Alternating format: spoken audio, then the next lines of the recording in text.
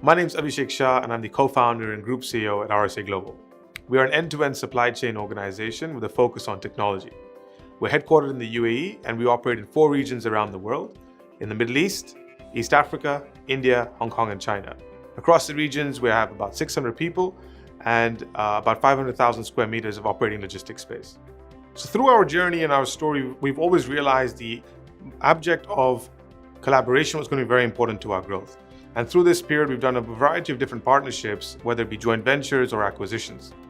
And the difference between them is that a joint venture is when 2 parties come together, and it could be a greenfield or and build a new product or service together.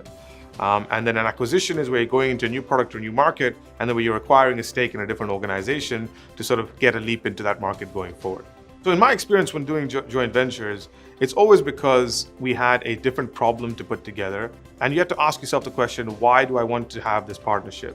What do I not have today that my partner can bring to the table that's going to help us accelerate our growth and actually bring much more to the market and to our customers that we could take much longer to deliver on our own?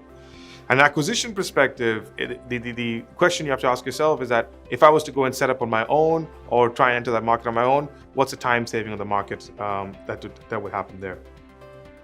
In an acquisition, the due diligence is way more important, primarily because you're going to a running system and a running business, which basically may have many things that are unknown to you, or you have to really dig and understand the drivers of that organization.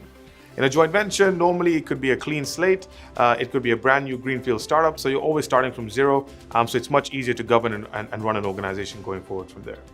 One of the challenges that I faced was always being blinded by the future potential at the inception of a partnership.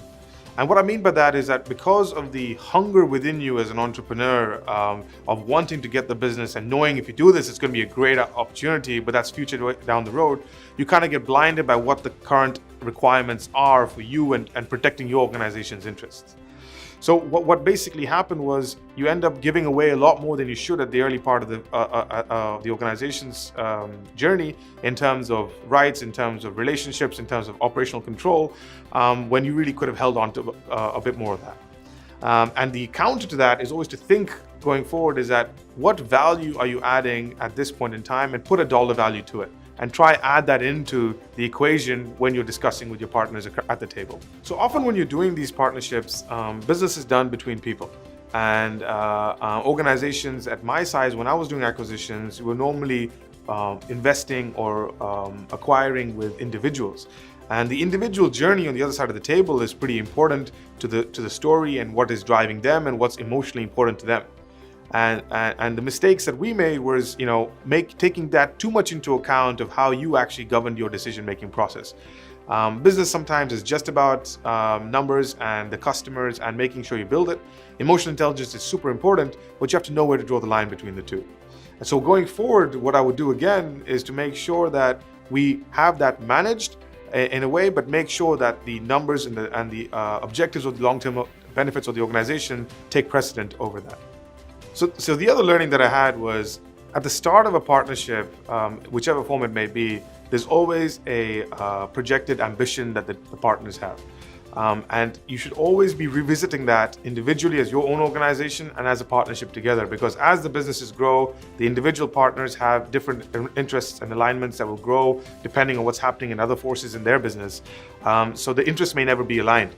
Right? So always ask yourself the question, is this still what we want, and is still what's best for the joint venture or the company, and what really is happening on the other side of the table? Because it doesn't matter how many shareholders you might have, there's many forces at play, which could end up into a very complicated situation going forward.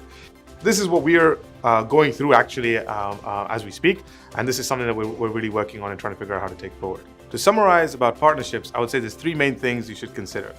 Never be blinded by the future potential. Take into account emotions only to a certain amount, and then make sure interests are always aligned going forward and revisit that all very regularly.